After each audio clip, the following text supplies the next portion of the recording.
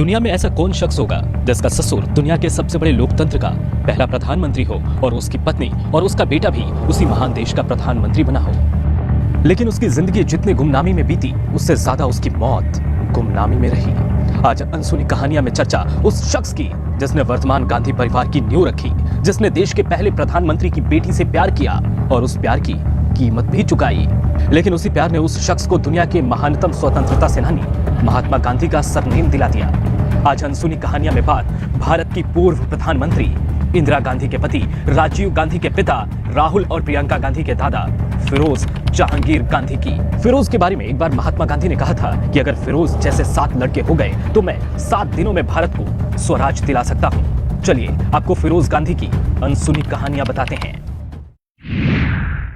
12 सितंबर 1912 को जन्मे फिरोज गांधी इतने गोरे और लाल थे कि पहली नजर में लगता था कि किसी अंग्रेज घर का लड़का है। इंदिरा गांधी से फिरोज का प्यार किसी फिल्मी पर्दे की कहानी से कम नहीं है, जहां खुद इंदिरा गांधी की मां कमला नेहरू ने फिरोज को पसंद कर लिया था।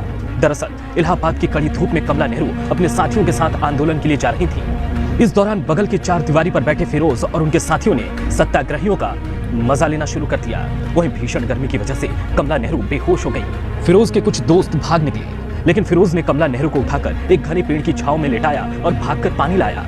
पानी की छींटे मारने के बाद कमला नेहरू को होश आया तो उन्हें आनंद भवन तक छोड़ा। कमला नेहरू फिरोज गांधी से प्रभावित हो गईं। उन्होंने दूसरे दिन उन्हें और उनके साथियों को आनंद भवन बुलाया। फिर कमला नेहरू के आदेश के बाद फिरोज ने कांग्रेस कार्यालय जाकर स्वयं सेवकों के रूप में अपना नाम लिखा लिया। यहीं से युवा फिरोज कमला नेहरू की मुहिम के प्रति समर्पित हो गए और कांग्रेस के साथ देश सेवा की मुहिम में जुट गए। यही वो दौर था जब फिरोज गांधी की मुलाकात इंदिरा गांधी से हुई। धीरे धीरे मुलाकातों का दौर बढ़ने लगा, दोस्ती हुई, दोस्ती प्यार में बदली। आनंद भवन में फिरोज गांधी का आना जाना लगा रहता था। 1935 की बात है। कमला नेहरू काफी बीमार हो गई तो उन्हें इलाज के लिए जर्मनी ले जाया गया। तब इंदिरा शांति निकेतन में पढ़ती थी, लेकिन उन्होंने पढ़ाई छोड़कर मां की सेवा करने के लिए जाने का फैसला लिया। कमला नेहरू और इंदिरा के विदेश चले जाने के बाद फिरोज बहुत चिंतित और उदास रहने लगे। उन्होंने अपनी मौसी से कहा कि वो पढ़ने के लिए विदेश जाना चाहते हैं। फिरोज की मौसी ने तुरंत उनकी बात मान ली, क्योंकि इलाहाबाद में रहकर फिरोज पढ़ाई लिखाई के अलावा राजनीति में ज्यादा व्यस्त रहते थे। ऐसे में मौसी ने फिरोज की बात मान ली और पढ़ने के लिए इंग्लैंड भेज दिया। Feroze London School of Economics में पढ़ने के लिए चले गए, जहाँ से वो हर छुट्टी के दिन जर्मनी पहुंच जाते और पूरी लगन से कमला जी की सेवा करते। यही वो वक्त था जब इंदिरा को लगने लगा कि फिरोज जैसा उन्हें भला कोई और मिल सकता है क्या, क्योंकि विदेश में फिरोज के रूप में उन्हें एक सहारा मिल गया। जर्मनी में कमला नेहरू ऊब गई तो 1936 में पंडित नेहरू ने उन्हें स्विट्जरलैंड में लोजान के पास एक दूसरे सेनेटोरियम में ले गए। यही ला पालूस स्कूल में इंदिरा गांधी का एडमिशन करा दिया गया, जिससे मां की सेवा के साथ पढ़ाई भी चलती रही। लेकिन अचानक 28 फरवरी 1936 को उनका निधन हो गया। लोजान में ही उनका अंतिम संस्कार कर दिया गया। जब कमला नेहरू का निधन हुआ तो पंडित जवाहरलाल नेहरू, इंदिरा और फिरोज तीनों ही उनके पास थे। पत्नी के निधन के बाद जवाहरलाल नेहरू ने भारत आना उचित समझा और इंदिरा ब्रिस्टल के बैडमिंटन स्कूल में मैट्रिक की पढ़ाई के लिए चली गई। ब्रिस्टल के बाद उन्होंने ऑक्सफोर्ड के समरविले कॉलेज में दाखिला लिया। इंदिरा को पहले की तरह फिरोज की दोस्ती और स्नेह मिलता रहा। दरअसल इंदिरा के ऑक्सफोर्ड जाने की असली वजह फिरोज गांधी थे। पिछली बार फिरोज भारत लौटने से पहले पेरिस इंदिरा से मिलने के लिए गए थे, जहां उन्होंने मौ मार्त्र की सीढ़ियों पर इंदिरा के सामने शादी का प्रस्ताव रखा तो इंदिरा ने फौरन हाँ कह दिया। ऑक्सफोर्ड लौटने पर जीवन और पढ़ाई लिखाई सब मजे से चल रहा था। लेकिन 1940 में इंदिरा प्लूरिसी बीमारी से पीड़ित हो गई। डॉक्टर ने सलाह दिया कि उन्हें स्विट्जरलैंड की आबो हवा में जाना चाहिए। उधर दूसरे विश्व युद्ध के दौरान इंग्लैंड में जर्मन बमबारी से स्थिति खराब होने लगी। अंत में सबने सलाह दी कि इंदिरा का ऑक्सफोर्ड लौटना ठीक नहीं होगा, तो उन्होंने 1941 में भारत लौटने का फैसला लिया। इंदिरा का भारत लौटना काफी खतरनाक था, क्योंकि जर्मन पनडुब्बियां मित्र देशों की कई पनडुब्बियों को डुबो चुकी थी। लेकिन फिरोज ने तमाम तरह की कोशिशें की और दौड़ भागकर एक फौजी जहाज में इंदिरा को सीट दिलाकर भारत भेज दिया। जून 1941 में इंदिरा भारत लौटी और जेल में बंद पिता से मिलने पहुंची, जहां उन्होंने पहली बार अपने पिता से कहा कि वो फिरोज से शादी करना चाहती हैं। इंदिरा की बात सुनकर पंडित नेहरू खुश नहीं हुए और उन्होंने कहा, अभी पहले अपनी सेहत ठीक करो और यहाँ इत्मीनान से कुछ और लोगों को जानने समझने की कोशिश करो।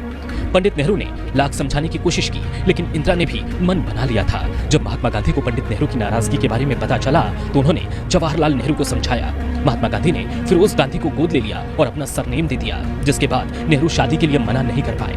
आखिरकार 26 मार्च 1942 को फिरोज और इंदिरा की शादी हो गई। हालांकि फिरोज चाहते थे कि शादी बेहद सादगी के साथ केवल परिवारजन के बीच बिना किसी शोर शराबे में की जाए, लेकिन गांधी जी का आदेश था कि बहुत नहीं, लेकिन शादी में थोड़ी धूमधाम तो जरूर होनी चाहिए। शादी के बाद इंदिरा और फिरोज हनीमून के लिए कश्मीर चले गए, जहां पहुंचकर दोनों ने पंडित नेहरू को तार भेजा और उसमें लिखा था, काश हम आपको यहां से ठंडी हवाओं के झोंके भेज पाते। इंदिरा फिरोज का तार मिलने के बाद पंडित नेहरू ने जवाब दिया, धन्यवाद, लेकिन तुम्हारे पास आम कहां है। दरअसल इंदिरा को आम बेहद पसंद थे, इसी वजह से पंडित नेहरू ने चिढ़ाते हुए जवाब दिया।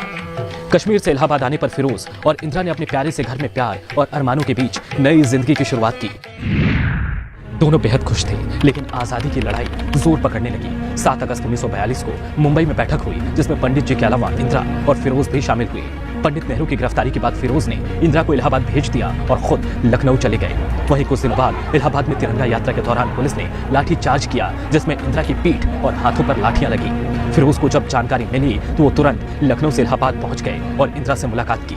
वहीं एक रैली के दौरान अंग्रेज पुलिस ने सभा स्थल को चारों तरफ से घेर लिया, लेकिन इंदिरा जी बोलती रही। इस दौरान एक पुलिस वाले ने इंदिरा पर बंदूक तान दिया। जैसे ही फिरोज की नजर पड़ी तो वो भीड़ को चीरते हुए इंदिरा पर तनी बंदूक के सामने खड़े हो गए, जबकि वो भूल गए कि उन्हें भूमिगत रहकर कार्य करना था। अंत में पुलिस ने इंदिरा और फिरोज को गिरफ्तार कर लिया। शादी के 6 महीने भी नहीं हुए थे कि पति पत्नी को जेल में बंद कर दिया गया। शादी को साल भर भी नहीं बीता था कि इंदिरा और फिरोज में मतभेद शुरू हो गए। इंदिरा गांधी ने फिरोज के साथ रहने के बजाय अपने पिता पंडित नेहरू के साथ रहना शुरू कर दिया। इंदिरा दिल्ली में रहती थी, जबकि फिरोज लखनऊ में रहते थे। शायद इसी वजह से फिरोज का नाम कई महिलाओं के साथ जोड़ा जाने लगा। इस बारे में पत्रकार रशीद किदवई का कहना था, इंदिरा दिल्ली में रहती थी, जबकि फिरोज लखनऊ में रहते थे। इसी वजह से उनमें एकाकीपन रहा होगा। दोनों के बीच एक आदर्श पति पत्नी का संबंध कभी नहीं बन पाया।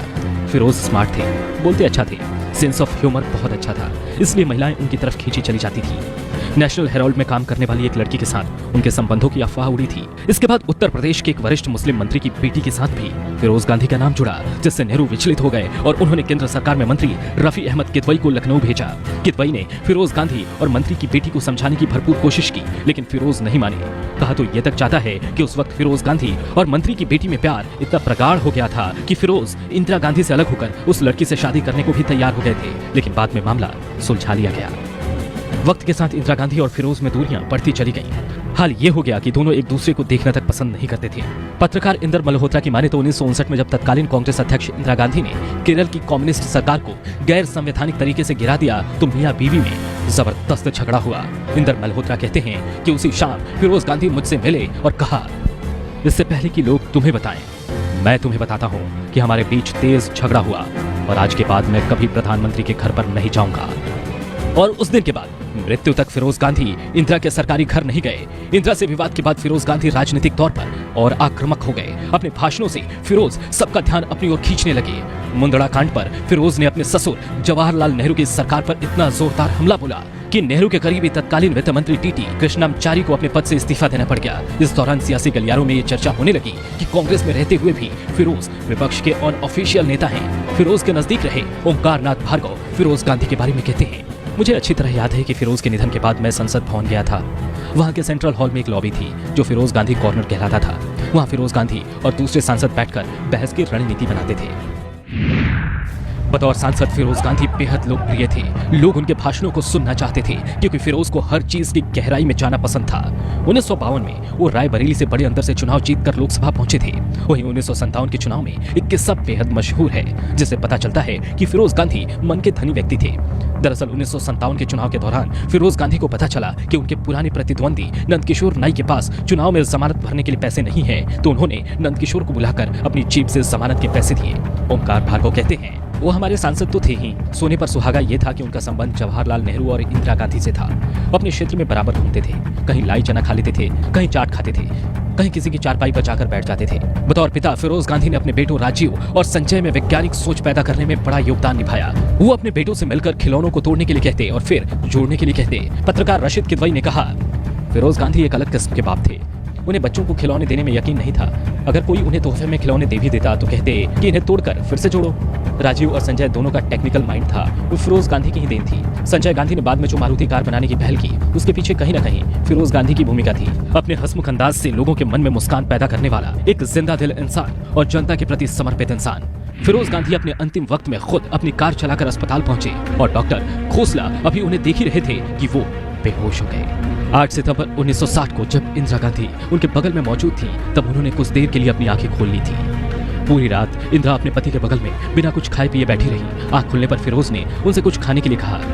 लेकिन इंदिरा ने मना कर दिया और फिरोज फिर बेहोश हो गए। इस बार आंखें बंद हुई तो कभी नहीं खुली। सुबह 7:45 पर उन्होंने आखिरी सांस ली। इंदिरा फिरोज के पार्थिव शरीर के साथ 3 मूर्ति भवन पहुंची। इंदिरा से झगड़े के बाद पहली बार फिरोज प्रधानमंत्री के घर पहुंचे थे, लेकिन वो न कुछ देख सकते थे, न वो बोल सकते थे, न कुछ कह सकते थे, क्योंकि इंदिरा के घर फिरोज नहीं बल्कि उनका पार्थिव शरीर पहुंचा था। इंदिरा ने 3 मूर्ति भवन की निचली मंजिल से सारे फर्नीचर हटवा दिए और कालीनों पर सफेद चादर बिछवा दी। संजय और राजीव पालथी मारकर सफेद चादर पर बैठे हुए थे। नेहरू अपने कमरे में अकेले बैठे हुए थे। उनका चेहरा पीला पड़ा हुआ था। धर्म ग्रंथों के पाठ के बीच नेहरू फिरोज के पार्थिव शरीर को देखने पहुंचे तो वहां मौजूद भीड़ देखकर वे अचंभित हो गए और उनके मुंह से निकला, मुझे नहीं पता था कि फिरोज लोगों के बीच इतने लोकप्रिय हैं। पति का पार्थिव शरीर सामने पड़ा था। इंदिरा खुद को नियंत्रित दिखाने की कोशिश कर रही थी, लेकिन अंदर से बुरी तरह हिली हुई थी और आंखों से आंसू गिरते जा रहे थे। 9 सितंबर को तिरंगे में लिपटे फिरोज के पार्थिव शरीर के साथ इंदिरा, राजीव, संजय और फिरोज की बहन तहमीना एक ट्रक के साथ निगम बोध घाट की तरफ बढ़ी। 16 साल के राजीव ने पिता फिरोज को मुखाग्नि दी। पारसी परिवार में जन्मे फिरोज का हिंदू रीति रिवाजों के अनुसार अंतिम संस्कार कर दिया गया। दरअसल जब फिरोज को दिल का दौरा पड़ा था तब उन्होंने अपने दोस्तों से कह दिया था कि वो हिंदू तरीके से अंत्येष्टि करवाना पसंद करेंगे, क्योंकि उन्हें अंतिम संस्कार का पारसी तरीका पसंद नहीं था। 2 दिन बाद फिरोज के अस्थि कलश को लेकर एक ट्रेन से इलाहाबाद ले जाया गया, जहां एक भाग को संगम में प्रवाहित कर दिया गया। इस दौरान नेहरू जी स्वयं मौजूद थे, जबकि बचे हुए अस्थि को इलाहाबाद के पारसी कब्रगाह में दफना दिया गया। फिरोज गांधी के अंतिम संस्कार के दौरान इंदिरा सफेद साड़ी पहनी हुई थी, क्योंकि भारत में सफेद रंग को शोक का रंग माना जाता है। फिरोज के निधन के कई सालों बाद तक इंदिरा सफेद रंग के कपड़े पहनी रही। इंदिरा ने इस बारे में कहा था, जब फिरोज ऊपर गए तो मेरी जिंदगी में सारे रंग भी मेरा साथ छोड़ गए। जिस मौत ने मुझे सबसे अधिक प्रभावित किया वो मेरे पति फिरोज की मौत थी। मैंने अपनी आंखों से अपने दादा, माता और पिता को मरते देखा, लेकिन फिरोज की